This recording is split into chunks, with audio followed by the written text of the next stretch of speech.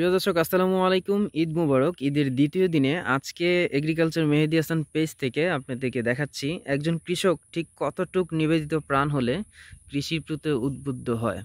দর্শক, আজকে দেখাবো পুরা তার ধানের ফসলে বাংলাদেশের মানচিত্রকে কেন্দ্র করে কালো জাতের যে ধানটা আছে চতুর্পাশে রেখে এবং মাঝখানে আবার কালো দিয়েছে গোল সার্কেলটায়।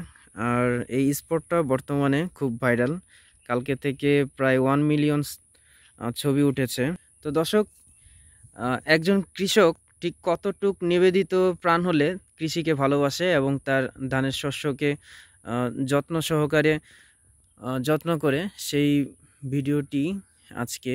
তো কালকে ঈদ গেছিল, এই চলন্ত অবস্থায় হালুয়াঘাট কিংবা নালিতাবাড়ি যাওয়ার পথে অনেক দর্শনার্থী এখানে ক্যামেরা করেছে, প্রায় ছবি উঠেছে 1 মিলিয়নের উপরে।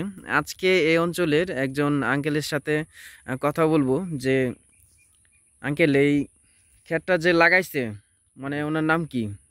ওর নাম হলো রঞ্জিত। রঞ্জিত। তো এলাকায় তো কালকে থেকে খুব আলোড়ন না? হ্যাঁ, এটা তো উনি এইভাবে আরো অনেকবার করছে আর কি। হ্যাঁ, তবে এবারেরটা একটু জাতীয় পতাকা হিসাবে এটা অনেকেই অবহিত। প্রতি বছরই পরে এই জাতীয় পতাকা হিসাবে এটা ই করে আর কি, জাতীয় পতাকাকে আর কি একটা সম্মান প্রদর্শক হিসাবে আর কি। আচ্ছা দর্শক, এগ্রিকালচার মেহেদি হাসান পেজ থেকে আমি মেহেদি ফরদিন। আজকে আপনাদের দেখাচ্ছি যে হালুয়াঘাট সংলগ্ন যে রাস্তায় আঙ্কেল বলল যে এই কৃষক মানে বাংলাদেশের পতাকাকে অনেক ভালোবাসে, আর ভালোবাসার প্রতিস্ফলন ফুটিয়ে উঠেছে তার শস্য খেতে। শুধু এরকম আমি না, এরকম হাজারো আমি আছি। দেখেন, এই ভাইরা জানি না কোথায় যাচ্ছিল, এমতো অবস্থায় তারা 7 জন এখানে ব্লগ শুরু করে দিছে, কেউ বা ক্যামেরা। সো ভাই, কোথায় যাচ্ছিলেন? নালিতাবাড়ি যাচ্ছিলেন? ও, নেত্রকোনা যাচ্ছিল, সুষম দুর্গাপুর। কিন্তু একটা ছবি নিয়ে নিচ্ছে, কারণ এটা এত শ্রুতি মাধুর্য মানুষের দৃষ্টি আকর্ষণ করে।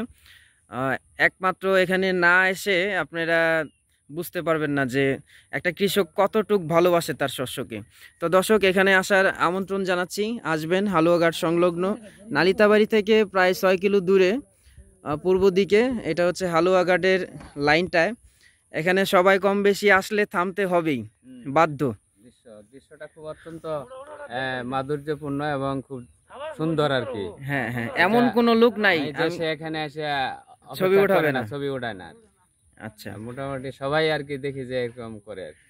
ঠিক আছে। ঈদ উল ফিতরের শুভেচ্ছা জানাচ্ছি এবং আবারও ঈদ মুবারক জানিয়ে বিদায় নিচ্ছি এগ্রিকালচার মেহেদি হাসান পেজ থেকে। সেই সুবাদে ভালো থাকবেন, সুস্থ থাকবেন। আল্লাহ হাফেজ।